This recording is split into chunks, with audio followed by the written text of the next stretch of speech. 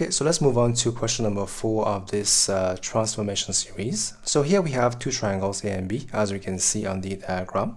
Let's move on to the question. So part 1, complete the description of the transformation A onto B. So it is very obvious that because the shape has changed, it has become larger, we can see it is an enlargement. Now, to define enlargement, we must have a scale factor, and also we must have a center of enlargement. So we have seen this many times before already. So let's find this one by one.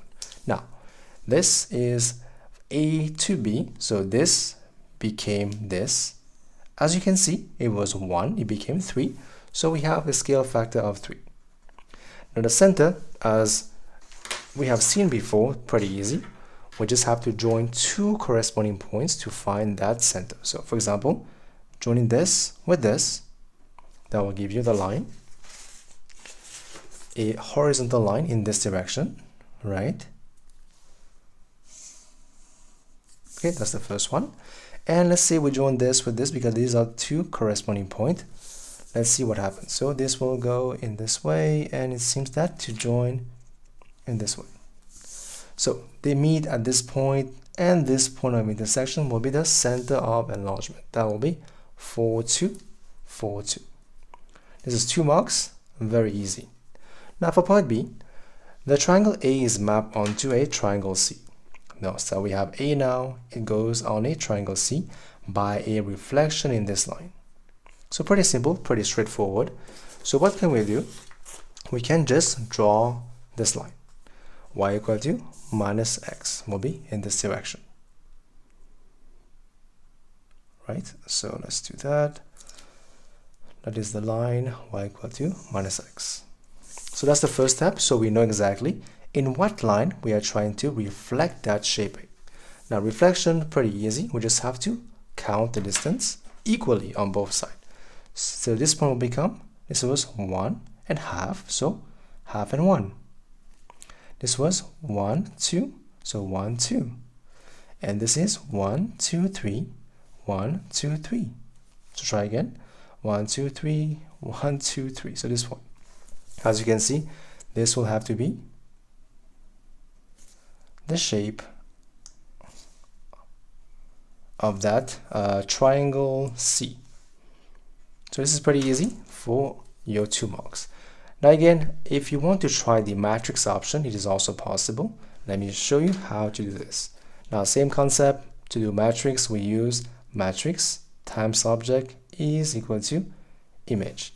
Now what is the object here? Object is definitely A, so the points of A is given to you by, on the diagram, this is 1, 1, so 1, 2, that is 3, 3, and 1, 3. So let's write this down. That is 1, 2, 1, 3, and 3, 3. That is the points of A. Now what is the matrix? Matrix is a reflection in this line. So let's first try to find the matrix one by one. So as always, we begin with the axis and this, right? This is x and y.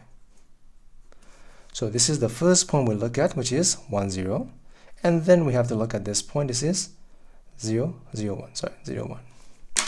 And then we also have to mark these 2 points, which is 0, minus 1. And then here we have minus 1, 0.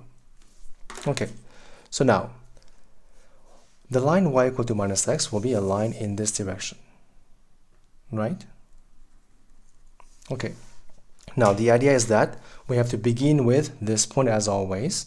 If you were to reflect this point on this line, you will get this point, if that makes sense. So the first 2 points will be 0, minus 1. That's the resulting answer from this reflection of that point. Now same idea. From this, if you reflect on this line, you will get this. So it will give you minus 1, 0.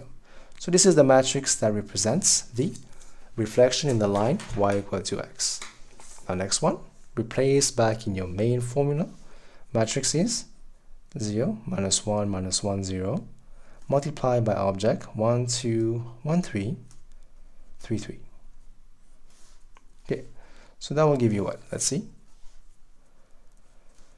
That will give you minus 2, minus 3, and minus 3, right? And this will give you minus 1, and minus 3. So let's check if that is okay on the graph. So we have minus 2, minus 1. So minus 2, minus 1 is this point, good. Then we have minus 3, minus 1 is this point, good. And then finally we have minus 3, minus 3, it is this point. So as we can see, we can use both methods to confirm that this is the right answer. This is your question number 4 of this series. I will leave a link down below for question part 5 of this transformation chapters.